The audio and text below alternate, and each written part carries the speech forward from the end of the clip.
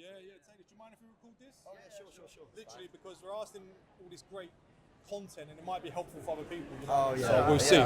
Yeah, so basically I've sort of been an independent filmmaker for like, best part of 15 years now. And I just wanted to come down today because I knew there would be obviously people here looking for work, but I just guessed or assumed that there would be filmmakers here that might also want to talk about some projects that they're chipping away at.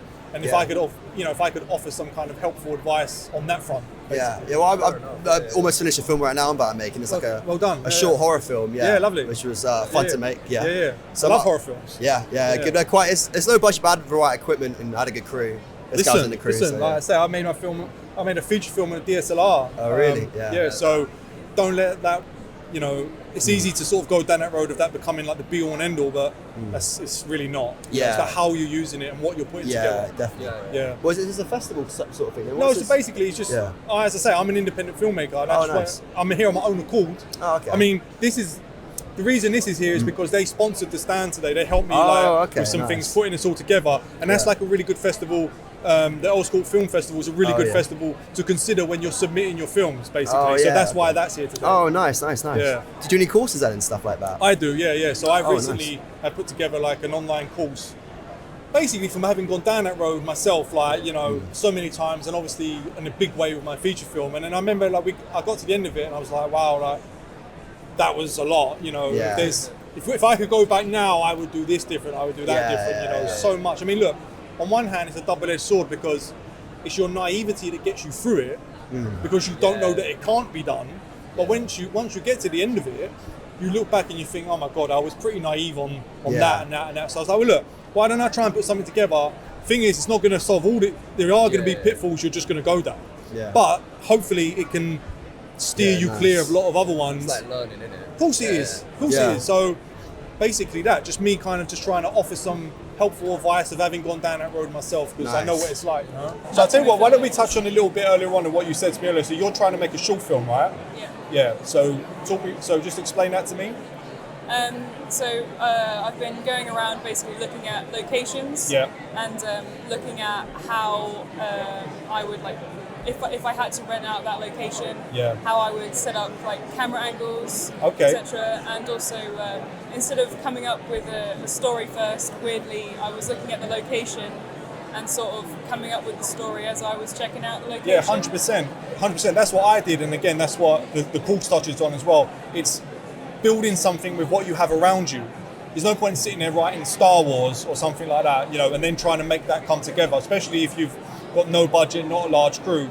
You've got to look at what's around you and adapt and then build from there. But the good thing is that what that does is it forces you into making decisions. Because sometimes if you've got too many options available to you, you don't know which roads to go down. Whereas when you don't have many options, it's like, well, look, it's either that or nothing, basically. So with regards to locations, what I did when I was making my film was basically, I looked at my small knit group of people around me and we're like, right, what do we have available to us? And we work from there. Oh, so-and-so, he's got this, so-and-so's got that. Oh, what's her name? She might let us use whatever it is, a holiday home or something like this. So, okay, now we know we have permission and access to use that, and some of them are interesting locations as well. Let's build around that, and work like what you're kind of already doing by the sounds of things, building the film around what you have available to you. So you're already on the right lines by the sounds of things of what you're doing. It's a bit tricky, but because really all that's around me is just forests, so the only thing I can think of is horror related. Well, there you go. But the thing is, the horror related, that's a very good genre to get into as well. I love horror films. There's a big audience for horror films. So that's not a bad thing. But if that's what you've got available to you, then that's what you have to make it work. You've got to look at the positives more than you look at the negatives. Because the more hurdles you keep putting in front of yourself, then of course the harder it's all going to seem. So if all you've got available to you is, as you say, forest areas, then that's what we have to make work. Your job as the filmmaker is to captivate an audience with what you have, available to you, especially if you're an indie filmmaker, and there's not much budget and things. So if that's what it is, then that's what it is, Yeah. It's really good as well because with horror you don't really need a big budget either. No. you just, and I mean, with mine, I don't have any budget. But, that's fine. The stuff that I've been able to make with it has been really good. Like, you're able to make some really good jump scares, because all you probably need is just like, you know, dark clothes. You need to wait for it to go to night time. Do you shoot and edit? Yes. Right. So straight away, you're already a few steps along the road than what a lot of others are, because you're able to get things moving on that front yourself. So one thing I would say to be careful of with regards to what you just said there is, obviously, shooting at night time and things like that, but you have to be wary of the lighting considerations as well. You know, so you want to use what's available to you, like natural light, daylight, and stuff like that. But which is amazing, and I strongly suggest it's what I do. But then you're very much reliant on the time, how long you've got, and things like that. Obviously, if you're shooting everything at night time, look, there's two big boxes you need to tick when you're making a film, which people always tend to easily forget. A, people need to see what the film's about, and B, they need to hear it. Yeah. So when you're thinking about shooting at night, just sort of take those considerations, which I'm sure you have already, you know. Yeah. The other thing is, I take note of when, like, if I am shooting at like dusk or something. Yes. I take note of the exact time I start shooting. Yeah, yeah. And then I check when the sun's going down the next day. Yeah, that's it. And I sort of time it with that. So that if I don't get everything done that day, I time it correctly so I've got the same light for the next day for shooting. I do have one more question. Yeah, no, it's fine. But what advice would you give to someone that's starting out and they don't really know how to use like camera angles to give off like a certain personality to the character? So like so for instance, if you've got like a massive like plot twist in the movie or something, and you want to hint that it's a certain character, what like how would you go about doing a certain like an angle for that character? Like if I'm trying to think of a good example. Like I know what you mean. So you're talking about using the camera and the way that you shoot to enhance the vibe of a scene and you know. How can I put this? Obviously, that's a great way of thinking, of course, but you can also push yourself into like, you can back yourself up into a wall if you, again, same thing with the lighting situation, if you try and take on too many of those things. So what I would say is, if you have time, maybe before you get into the shoot, is to test out some of those angles that you're talking about and look at them in the edit and see if they work. Obviously, I suppose it also comes down to like filmmaking experience of how quick you can set up, find shots and things like that, because on shooting days you're going to be shocked at how quick the time is just going to go. And if you're trying to find too many acute kind of interestingly way shot angles, you could find yourself very much like, again, backing yourself into a wall. So what I would say is line some of those up, see if you can test them out first in advance, if they work or not, because when it does come to them at the location, if you've got access to the location beforehand, it's like, right, it's time for that crazy angle shot. You just know, right, we could just set this up, we've done this before. I love things like that, and I think that's a great way of doing it. The more interesting you can make stuff from the way that you shoot it, especially from like an independent film, that's one of the strengths you have available to you.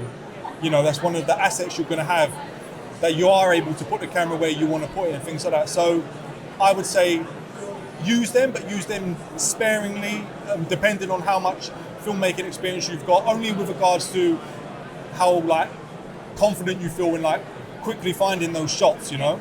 Does that answer? Sorry, that might have been a bit more long-winded way. Did that answer it? Or yeah.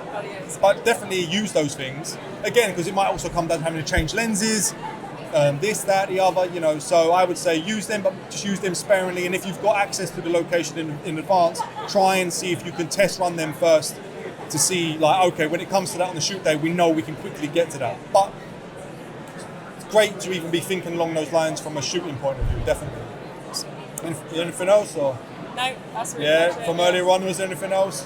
No, I mean, you've answered everything. I mean, any question that I would have asked, you've already answered. Okay, cool. So. Yeah. Well, look, the other thing is sort of like, you know, like I said earlier on, when you're going down these roads, it's like a hard road.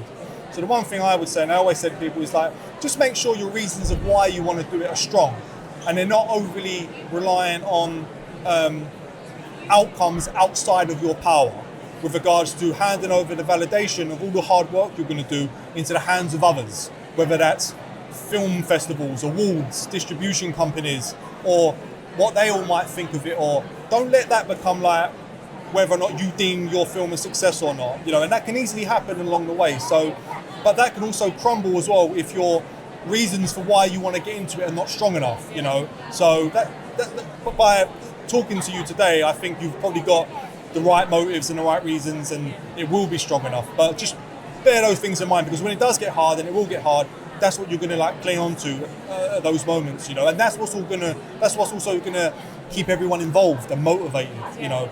Don't worry about it needs to like earn money, or it needs to win awards, or it needs to do this, you know. Just concentrate on why you're doing it and just put it together the best piece of like art and the best piece of work you could possibly do. I'm not saying don't look into things like distribution and where to put your film early on, like they're key and crucial, but just don't become overly reliant on things outside of your control that deem whether or not you consider it successful or not. Yeah. Awesome.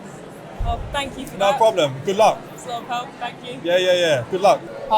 So as I was saying, like I work primarily as a script supervisor. Yes. But I want to direct ultimately. Yeah. So I'm trying to do that by making more kind of indie, self-funded sort of films. Yeah.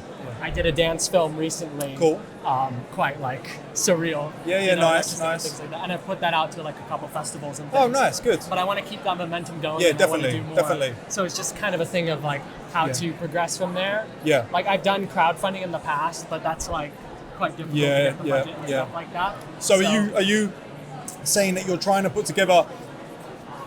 Are you like looking to take a jump from short films into feature films, or you want to continue? I want to continue making short films. But are you looking to continue making short films, but you don't want to be overly reliant on things like crowdfunding and things like that? It's just like where to kind of get that money from, basically. Oh well, I mean, obviously, if you're looking to get funding for films, then the simple answer to that is probably the things you've already been thinking of, whether that's crowdfunding or looking into film funding. You know, film funding institutions and things. But obviously the problem with that is it's not guaranteed.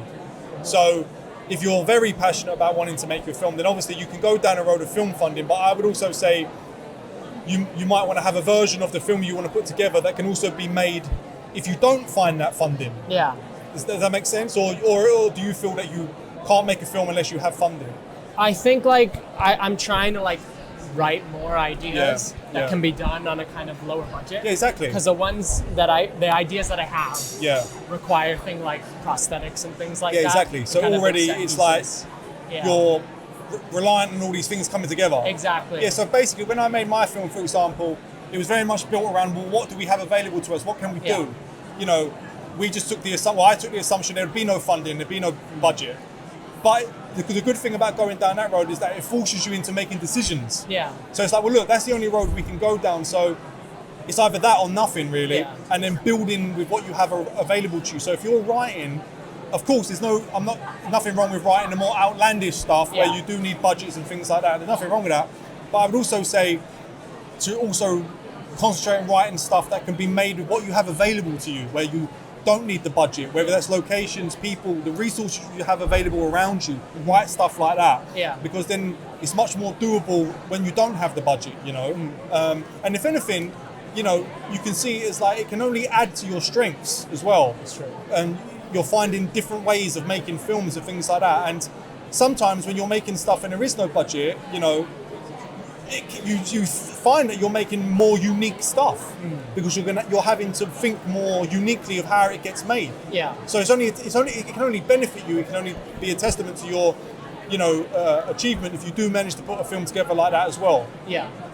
And like with like actors and stuff, because on the last one I paid the actors and things like that, because when I started off I did a lot of indie films. And I had to do a lot of like unpaid stuff and things like that. And I wanted to be able to pay them. Which is good. That's good. So what? But obviously, if money's a thing.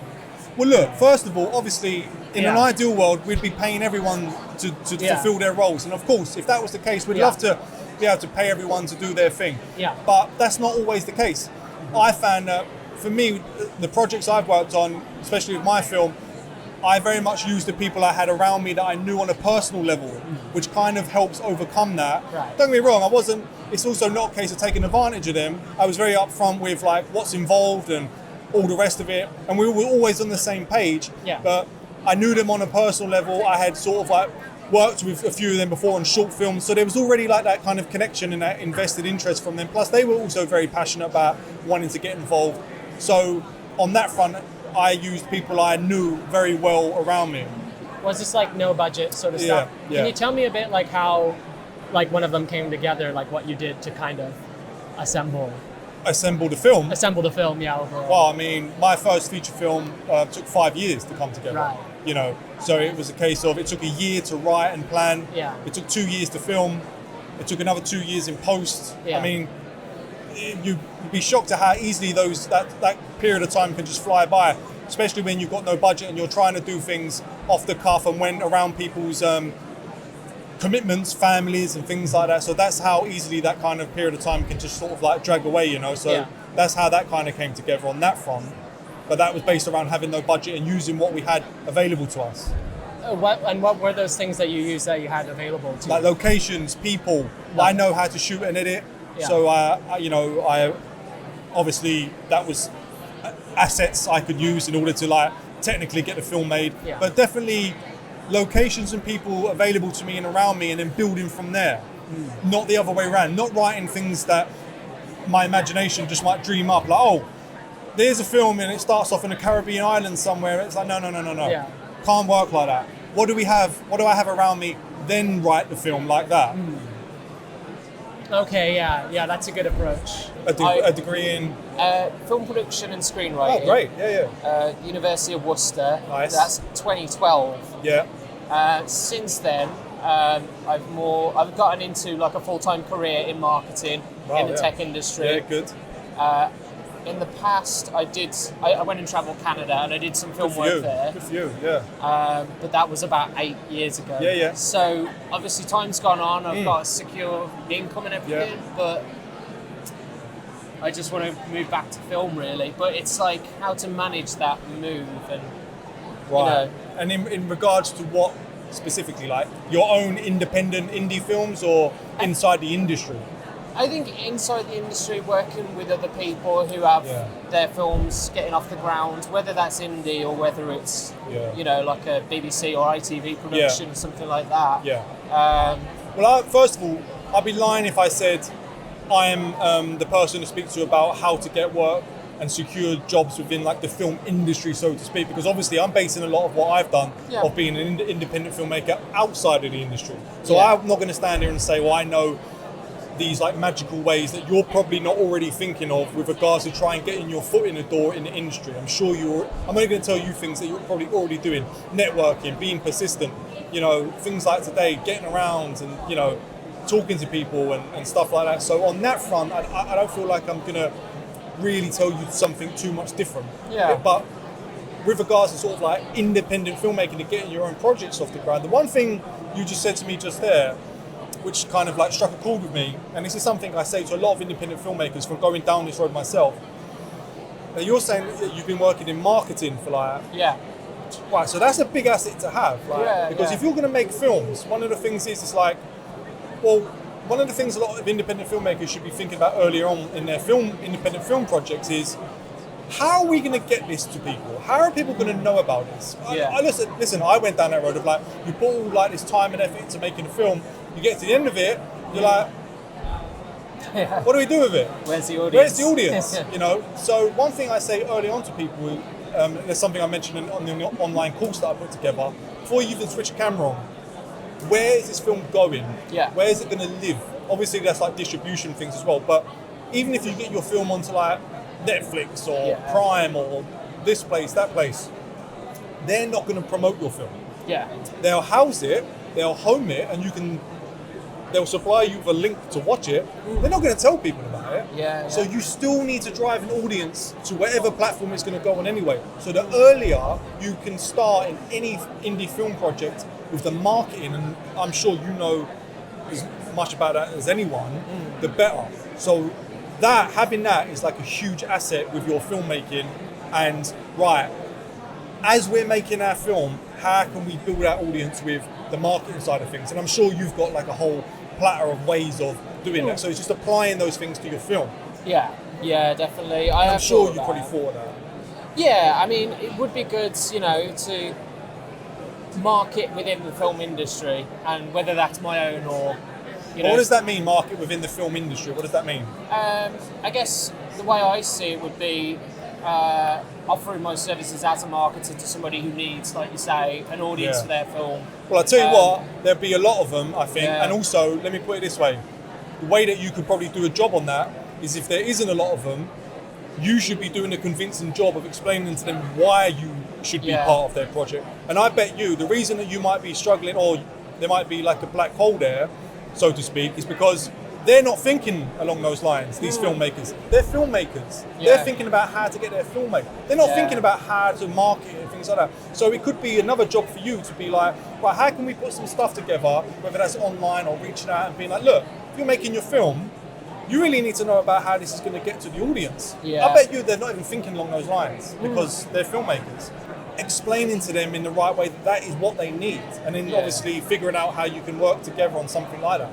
Yeah, that would be ideal to sort of find that opportunity, but I guess it's but then I'm going to be the expert. But the thing is, it's like then it's down to you to create that. Like the thing is, it's like you have to like create yourself. It's like, well, what are you putting together online yourself that is finding them?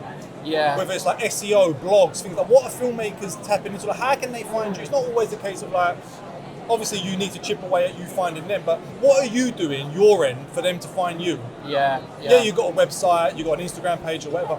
Is that enough? Like, how can they find you with regards to like blog posts, YouTube vlogs or whatever it is? Like, listen, you're a marketer, you don't need me to tell you, but creating like, the whole kind of like meeting them halfway with what you're putting together, So I would say like be thinking along those lines. No, that's a good point. Definitely. I think that's the skill set I have that's ready to go. Exactly. Use your strengths, like what you've got available to you, what you know. And as I said to you, like honestly, because I was one of those filmmakers, still am to a degree. Because, a lot of filmmakers, their brains are not wired to like be thinking about marketing or some are, of course, some are, but not in the essence of what you might be. And I bet you is like the reason they're probably not reaching out to you in your services because they're not even aware that they should be thinking along those lines. So it's up to you and your job to be, like I just said, at the risk of repeating myself, is to be helping them know, listen, you should be thinking about this now, because don't wait until your film's made and then be standing there and be like, where's our audience? Like, where's this film going? You need to be thinking about these things now before we even switch the camera on, and that's where you come in. And now you've got a relationship. Definitely. It's a brilliant way in, really. It is. It's perfect way in. It's the perfect way in. Leverage that opportunity. Absolutely. I think it's like the perfect way in, because you're coming with us, you're solving a problem for them. A big problem. And they will only appreciate that. Perfect. That's a really good point. Hopefully that's helped in some way. Definitely has. Cool. Well, good luck with the rest of the day. Thank you so much. Come back round if you want. Do you have any advice for someone who is trying to become a screenwriter, who screenwrites in their own time, outside of work, in terms of trying to get themselves out there, steps they might take to head in that direction?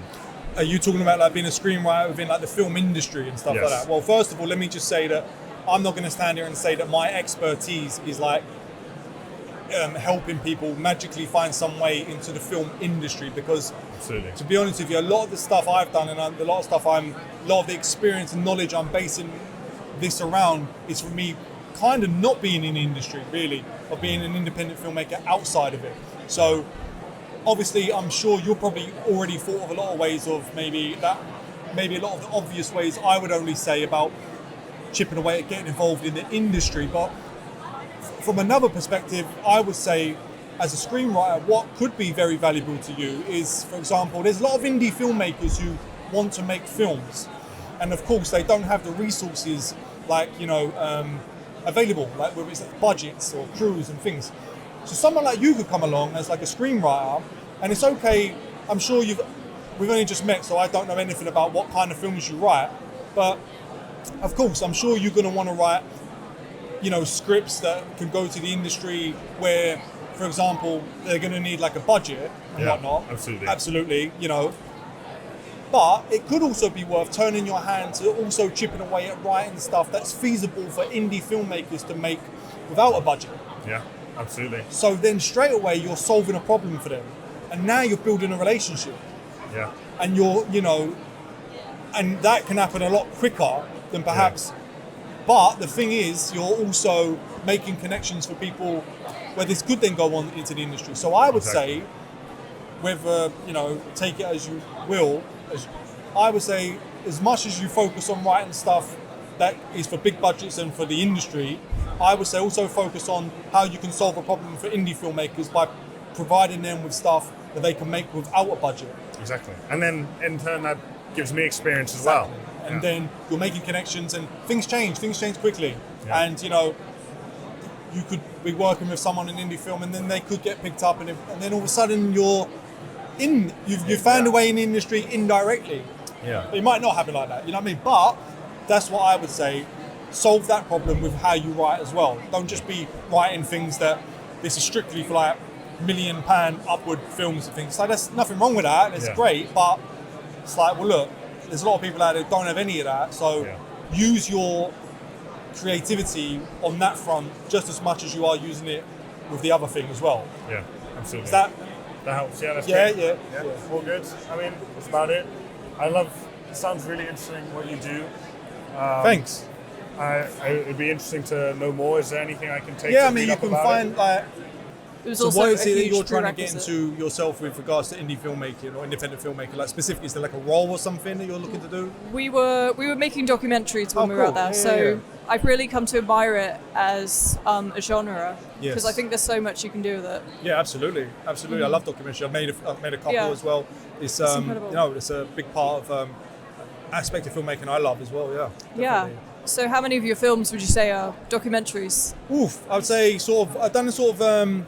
My most recent one was a documentary, but that was kind of like a social life documentary in New York. That's exactly what Atoxo does. It kind of shines a spotlight on people whose stories are often glossed over or, Actually, I was speaking to a young lady here today. Oh, really? And she's trying to make a documentary film based on her own experiences. Yeah. I don't know, it might be worth I found it certainly sounds interesting. Yeah. I know a few other members who've also gone on to make documentaries about someone they know or, someone they were close to, even about their own lives. You should definitely chat with this young lady, Zaina. Yes. Is she around? Zaina. Hi. Oh, there you go. Hey. Since you've left, I've met about 2 or 3 people that you have to speak to. Oh, okay. Yeah. So this beauty. young lady is Hannah. interested in documentary filmmaking. Oh, hi. It's so So nice you to two meet should definitely chat. Yeah. And there's another guy, I'll give you his number. He's looking to film and edit documentaries. Amazing. Yeah, so I'll give you his number. So bear with me and I'll give you his number. Of course, man. But yeah, you should definitely. Sure.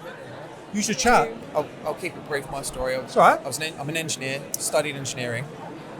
Done that for about 6 years now, and throughout that time I've studied film and been a bit obsessed with film, but in the last couple of years I've been going, right, I want to get involved, you know what I mean? So I've done a few extras roles, a few little producers roles here and there.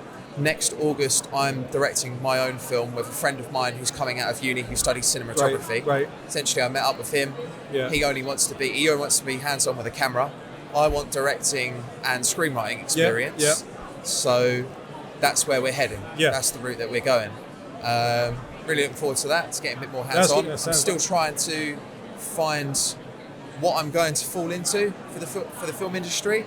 Right. But my kind of why I'm here now, what I'm trying to look for is, in terms of chasing it as a career. Yeah. I kind of feel like I'm throwing stuff at the wall and waiting to see until something sticks. This is it, right? Yeah. You know what I mean? And I just wondered if you had any experience, if you felt like that at some point. Of course, I think everyone does. And what to do, going forward. The whole reason and aim for film for me is the creative sort of narrative storytelling side of things. If it becomes kind of, I'm doing this as a job and as a role and as a work, I'll just stick to engineering. It's way easier. Yeah. It's way less stress. You know what I mean? Let me tell you something from my experience. Trying to chase filmmaking in any form and making that your sole income or the way that you earn a living can very easily lead you down a road where it becomes detrimental to how you perceive filmmaking, because suddenly you start relating financial struggling. You start to connect financial struggles to filmmaking, and it will easily turn you off of filmmaking because if you're relying on that to become your income and you're struggling, which a lot of filmmakers do. You're having to take anything just to get by that you might have zero interest in, which is fine because you're a working filmmaker. Because you've got to bring money in, right? You've got to bring money in, but at the same time, you might go through like peaks and troughs financially, which a lot of filmmakers do. And then you start mentally connecting that stress to filmmaking, and it can easily put you off of filmmaking. So the fact that you've like ticked a box with your income is like great, even if it ain't involved with filmmaking. But obviously, then you've got to try and find the time to chip away at the projects around that. So, as you just mentioned, I'm just thinking as an example, when you're writing a script, and this script is depending on whether you pay the bills at the end of the month, and you come up with an idea, and you go, wait, hang on, that's going to cost X amount. If you're making something where, oh right, we have to write something here like to get paid at the end of the month to pay our bills. You're also having to tick other boxes. What are the current fads? What are people into? And then all of a sudden you're straying into like very different It's waters. less of an organic product. It's less of your project because you're trying to cater to a market. Now look, I'm not saying there's anything wrong with that because at the end of the day, a lot of filmmakers, myself included, like you always think along those lines of, you want to be able to like keep projects earning money so you can make the next one. So yeah, it's a balancing act. Because for me, the way I see it, where I'm happy with my current work at the moment, if I've got the time and the finances to make it right, I don't care if it takes years, I want to make it right. That's how I was. It took me 5 years to make my feature film. So it's, okay, that's really given me a different perspective on... You'll find a lot more information through there with like, stuff. Because I feel like a lot of people never struggle with the creative side or the narrative side, it's the financial and the realism of You have to be, that's the thing. There's no point in sitting around dreaming up the most creative film plot ideas in the world. That's fine. But you have to be just as creative with how this film is getting put together. How it's done. So don't just be the creative genius with film plots. Be the creative genius with how the film is getting made. That's the trick. Like that's where your creativity really has to be enhanced. Okay. Hopefully that's... that's perfect. Thank you very much. Well, look, good luck with it as well. Thank you very much. Coming across stuff like this is always useful. Yeah, exactly. So you're a composer? Composer, I just wanted to chat. Obviously, seeing you talking about like independent filmmaking, that kind of thing, and I'm only really just out of uni, so the kind of projects I'll be looking to get into will probably be independent films, that kind of thing. So I thought it'd be great to chat to someone like yourself that's doing filmmaking and see kind of, I don't know, how I could work with someone like yourself or get work in independent films, that kind of thing, or like what filmmakers look for with a composer. Obviously, I could stand here and just like blurt out all the obvious things that you're probably already doing or that you've been told to do from like universities and things. Networking, getting around, letting people aware of your stuff, showing them your portfolios and things like that, and continuously networking basically and trying to get in with like all different people. And 100%, like what you're doing today, there's something that will never stop really. What else are you doing beyond the obvious things of networking? What other things are you doing beyond that in order to expand your indie filmmaking world?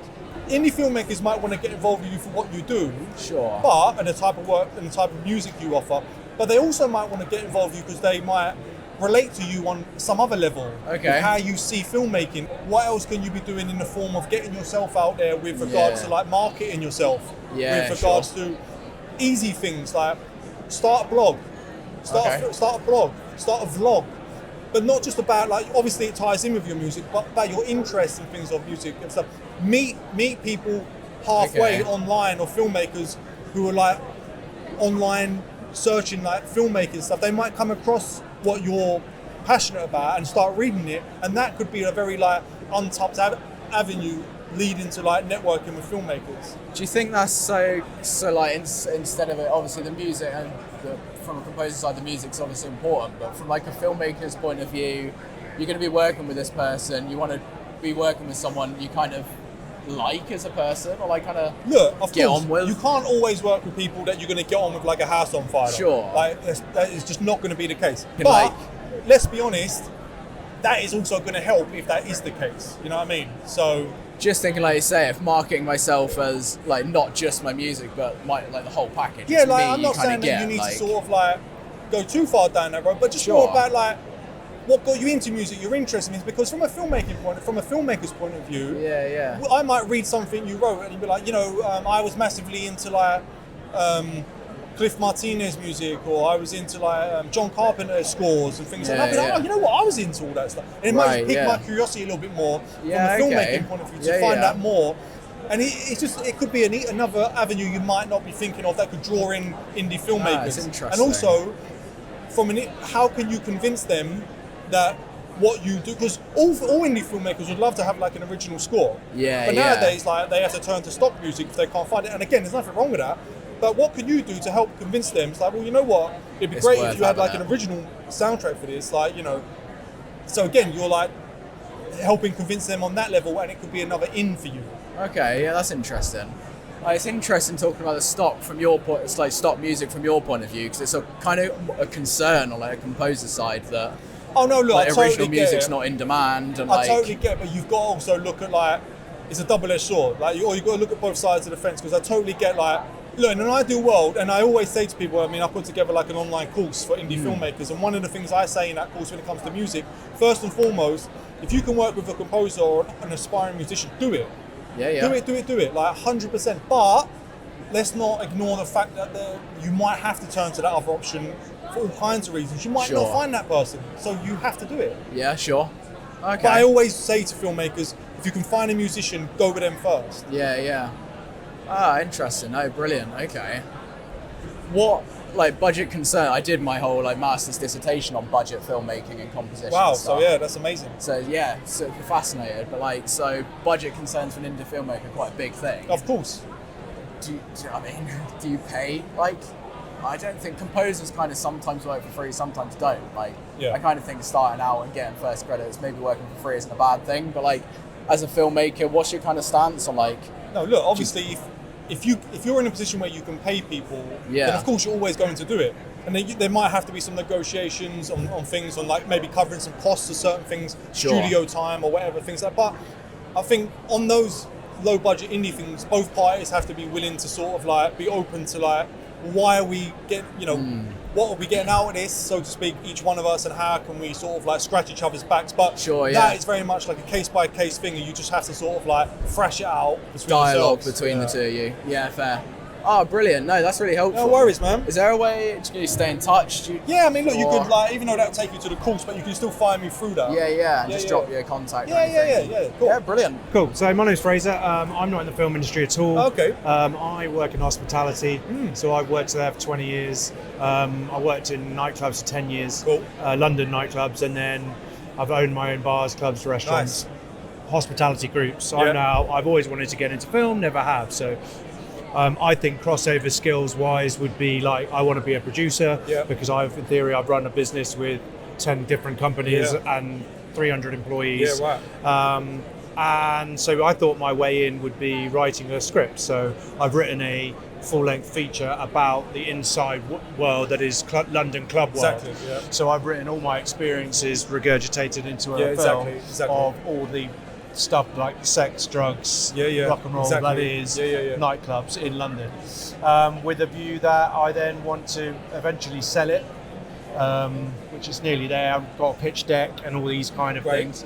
But then I'm just looking for any and all experience. That's why I'm here today, to kind of meet people, chat to people, and like I've even cold emailed people before being like, I will work for free, and still people are like, don't get back to me. So I guess it doesn't help that I guess I'm coming in with no experience, but if I'm working for free, I was like, I have life experience and I have business experience. Exactly. But, I guess I'm struggling. Any help, advice, or even if you've got a project that I could help with for free or whatever. Yeah, so look, straight away, I think you've ticked two big boxes there. So the thing that sort of struck a few chords to me, what you just said there, is you've got experience running businesses and stuff like that. You've got experience managing teams of people. Correct. Now that can only be an asset to you, especially when it goes on to like, I don't know, say for example, directing films maybe, or producing films, because a big part of that is going to be people management, right? People management, getting the best out of them, motivating them, keeping them going. So you've got just one bit out. Exactly. So the fact that you've got that going for you is like huge.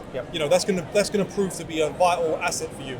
In theory, I want to sell the script and it get made by someone, right? I suppose you'd have to sort of like be looking at sort of like post-production houses and film production companies and things. But from what I gather, they don't take like unsolicited scripts and things like that. So you might have to talk like to even agents. But have to go the agent route to then talk sell to an it. agent and things like that. But on the other hand, you might get to the stage where you're like, well, look, I want to try and put this together outside of that, because now suddenly it is within your power. Yep. You know, all right, you might not be able to have like all the bells and whistles. Yeah. You might have to sort of go back to it and water it down with what you think is like achievable and things like that. But now there's a good chance it's going to come to life.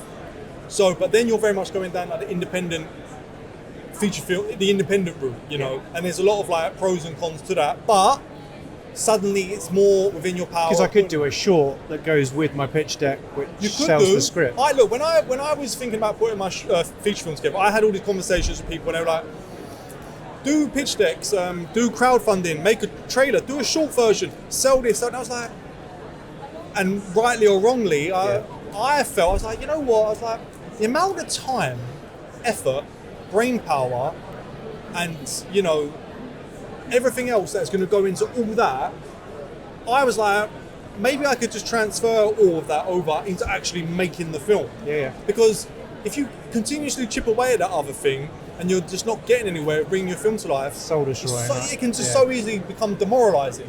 You know, and you know, you lose that fire. And I was scared of that.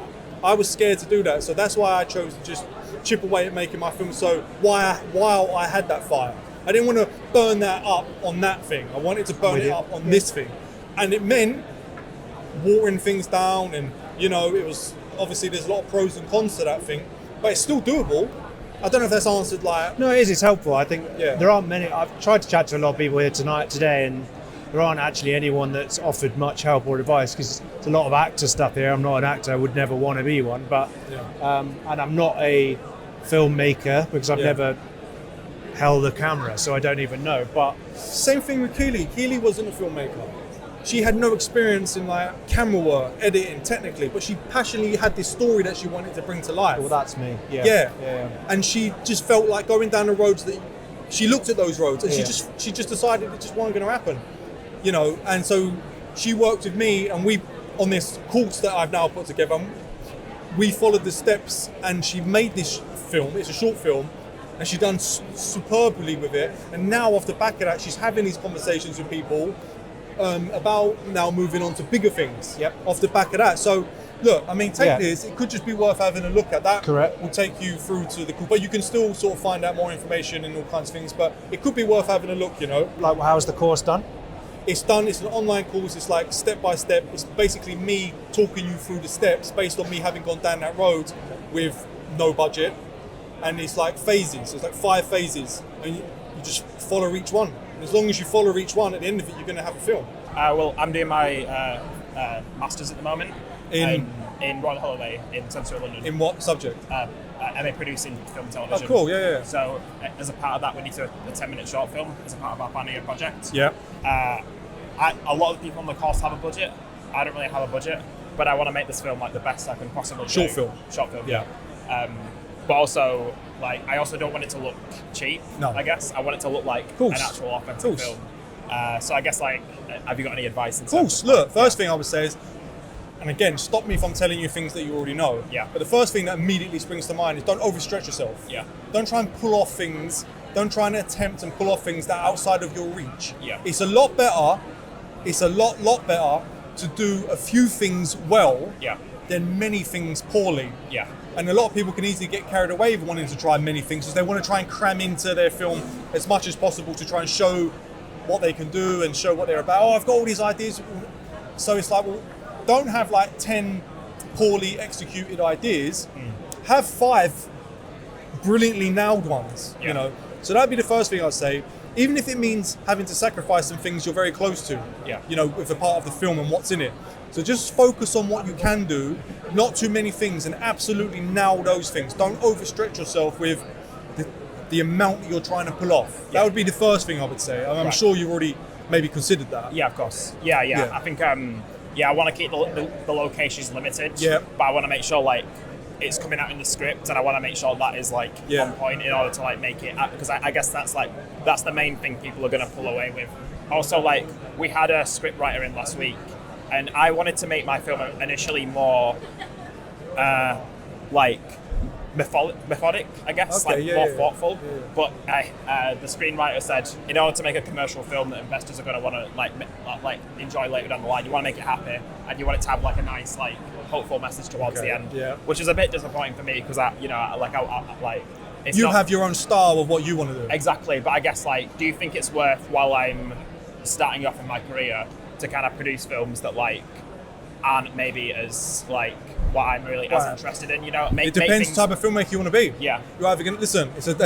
That's an almost unanswerable question, right? Because having been down that road, it's like, right, look, like literally what you just said there. Are we making films that we can sell? Yeah. Which means having to like tick all these boxes I've got no interest in. Yeah. But because they're ticking certain boxes, it heightens the possibility of this becoming commercial. Yeah. Which the pro of that is, it could mean getting more film work. Yeah. But the con of that means I'm just doing stuff I've got no real interest in doing. Yeah. Or do I pursue this other line of work where it's really what I'm really into, but there's no kind of, look, nothing's guaranteed to sell anyway. Yeah. But if you're going to go down another route where you're doing stuff that you're more interested in, but you're not really paying attention to trying to tick boxes of like commercial success, that is a decision sort of each filmmaker like has to take upon themselves. Yeah. My personal opinion is, and it's just my personal opinion, your best work comes when you're really involved in something you really want to do. Of course, you know, like, isn't it a good idea to establish myself now more commercially, and then maybe I'll have a bit more leeway later down the line? Maybe, but you might be chipping away at X amount of years of establishing yourself commercially, and putting, because making films is hard work, and it's also very kind of emotional work as well. So depending on how long you're willing to go down that road of like trying to chip away at commercial films, after a certain amount of time you might burn out. And you might be like, you know what, I just can't be bothered to make any more films anymore. I'm being negative about it. No, of course. But it could possibly happen. So then it's like, well, now what? Now you've not got that fire no more to chip away at making the passion project you wanted to make, or you've got to wait for it to come back round again. But you might have a body of work that can help you commercially. Look, in an ideal world, maybe I would say, I don't know, in an ideal world it'd be like chipping away at both, but maybe that sometimes can be a bit unrealistic. But if you're able to keep like one foot in each camp, so to speak, it could be worth considering. But at the same time, just be careful on like how much of, the fire you burn, how much of the fire you burn up on one particular thing. Because for me, when I decided I wanted to make my passion project, that fire was like, right, this might extinguish at some point, and why I decided, rightly or wrongly, while it's here, it's going to go on to that. Ask you again, so you've made a short film, you've managed to like raise the money for that yourself, you've like a 27-minute short film. What's it called? It's called Walker's Little. Walker's Little. So you finished it, it's completed, you're just about now to submit it to like film festivals and things like that, and you've just asked me what to do, the next steps if it becomes successful. Sure. So, and then I threw back at you, well, how do you deem and qualify, what do you deem as successful? How do you qualify that as a success with your short film? Well, originally my original answer is I don't know. Now that I've had a minute to think about it, I would say if the project leads me on to another project, whether that's whether it's one I've written or not, another project is I would love to leapfrog onto another project, keep the creative juices flowing. If that's someone else's project, great. Or if my current project finds someone to be interested in my next project or a future project. So it's a stepping stone, essentially. If it works as a stepping stone, then that's where I would find success, I think. First of all, you should be proud of the film that you've made. Of course. That in itself is a success. Not many people are able to sort of see it through and even raise funds like you have to make the film. So even that, straight away, you should see that as a success, that you've got to the end of that and made a film. So straight away, you've been successful on that front. And what you've just said there in regards to it leading on to other projects and finding other people to collaborate with, and for it to lead on to other film projects, again, that's another good reason as warranting success. 100%. And more people should be thinking along those lines. So then, what can I do? I've made the film, the film's out there. What can I do to reach that next step, to reach that next stepping stone? Is it just a matter of putting the film out there and it, you know, if they'll come, or? Well, no. I mean, this is where. What did you do with regards to marketing, audience building for your film? Well, at the moment, it's down to a trailer and a poster on social enough. media. No, of course not. No. And this is something we all overlook. And again, we're filmmakers at the end of the day. There's only so many plates we can spin. There's only so many things we can be thinking of. And that's where going down the road of like low to no budget filmmaking and trying to do everything off your own back can become a bit problematic, because you don't have a team of people around you that are thinking along those lines. Sure. And they are important lines. Especially they're the kind of things I learned looking back. It's like, you know what? From the beginning, before we even switched the camera on, we should have been thinking about distribution. Where's this film going? Where's it going to be seen? Who's going to be watching? How are we going to get eyes on this film? We should have been thinking about who's the market, who's the audience, like who are these people we're expected to watch our film, and how do we get this in front of them? Sure. Those are things we should have been thinking about, like, or filmmakers should be thinking about from like almost the beginning. Yeah. You know, but again, I don't blame you for not thinking along those lines. I didn't. Loads of filmmakers didn't, because we're filmmakers. So obviously the horse is already bolted, so to speak, with your project, because it's already out there. But I suppose it's not out there just yet. So where is it now then? We're currently waiting for the final sound mix. Okay, so so it's not even complete yet. Right, so there's nothing to stop you like jumping on this now, because look, the thing is, it's like, I hope your film does well, and I'm sure it will find some success for you. But yes, it could go into film festivals, and that could be a way that it could find recognition, maybe.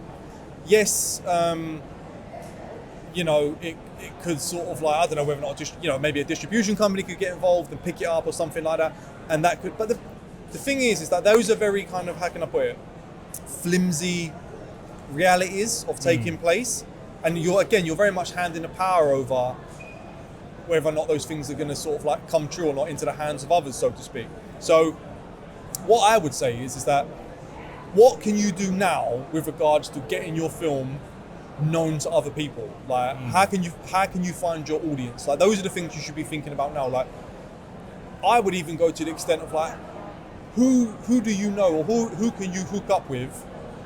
It's not too late. I mean, you should have done this like early on, but it's not too late now. Who can you hook up with who's got like a head for marketing, who knows about these things, who's able to like help you with ways to get your film to wider audiences?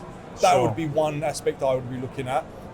I don't know what your film's about or anything like that.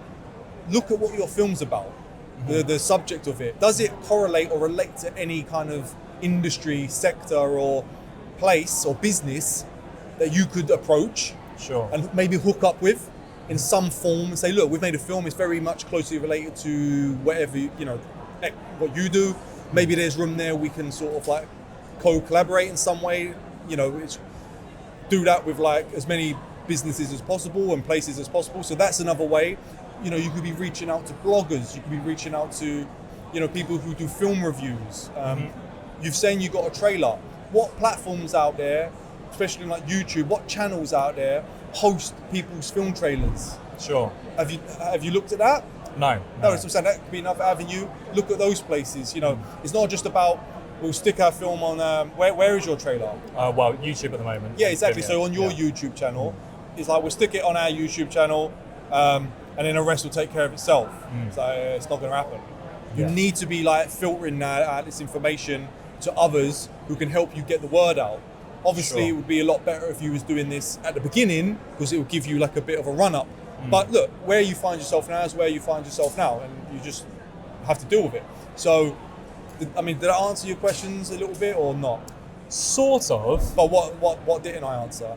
Well, if I wanted to get my next project made, the next project isn't related to the first project at all. Yeah. So, how do I? Again, if this film, it's very much a festival film. Yeah. So if this film does find success on the circuit, how do we then use that as a stepping stone to get onto the next project, or to get onto someone else's project? Is it just a matter of network? Well, yeah, to a degree, but it's also like saying, how did you get this film up and running?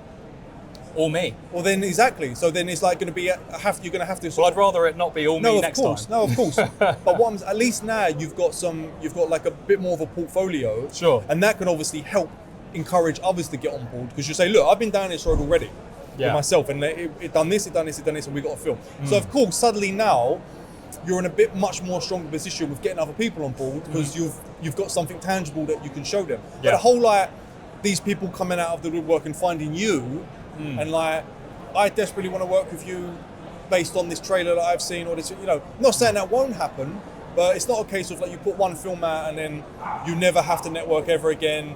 No, of course not. Yeah. So again, you can look at things like, maybe now that you've got a short film under your belt, maybe you might be in a stronger position to look at things like short film funding. Maybe those are like avenues you can look at, that because you've got a short film, it adds to your kind of credibility, so to speak, of then getting funding for a next one, because you've got something to show them. So there's that avenue you could look at. So if you're in my position now and you wanted to fund your next project, how would you go about that now? How would I go about that? Well, first of all, I'd be like, well, hang on, we've not even seen what this film's done yet. Like, by the sounds of things, like, it's not even, you've like sort of not done nothing with it. Well, no, it's not ready. No, that's what I'm saying. So shouldn't you like, don't you want to like give this the best sort of like chance it can like focus on this before you start trying to jump? No, that's what I'm saying. Let's say this has had its festival run. Let's say a year from now. Yeah. Then you wanted to get onto your second project. What would be your process? What avenues would you go down? What I would be looking at is what was the reception like? Sure. Where did we go wrong? Where did we go right? Yeah. What are the strong points? What are the negative points? What can we take from all this? Like, what did people like? What didn't they like? How can we move this? And obviously, you've probably, you've got like artistic visions and ideas and creativity that you want to always kind of style, so to speak, that you might always want to stick to. But everything's a learning curve. It's like, well, how can we take what we learn from this experience of this last year of this film, moving forward and enhance our next project with all the positives that we got from this project? What were people saying about it? Sure. And that's where I think like festivals don't really help. My big advice would be trying to get it out to the world as quickly as possible, to get eyes on it, get people talking about it, chatting about it, sharing it amongst themselves. That's where you're going to get like really good kind of feedback and information. And obviously I'm not saying that all of it you have to take, like some of it, you have to take on the chin, and I'm not saying all of it's going to be like super helpful, but you'll definitely get enough kind of data there where you're like, well, this works, that doesn't work. So then moving forward, I'd be looking at those kind of things of like, what worked, what really worked here, and how can we heighten that on the next one, because we kind of felt that it worked. So that's a big one in order to move forward to the next project.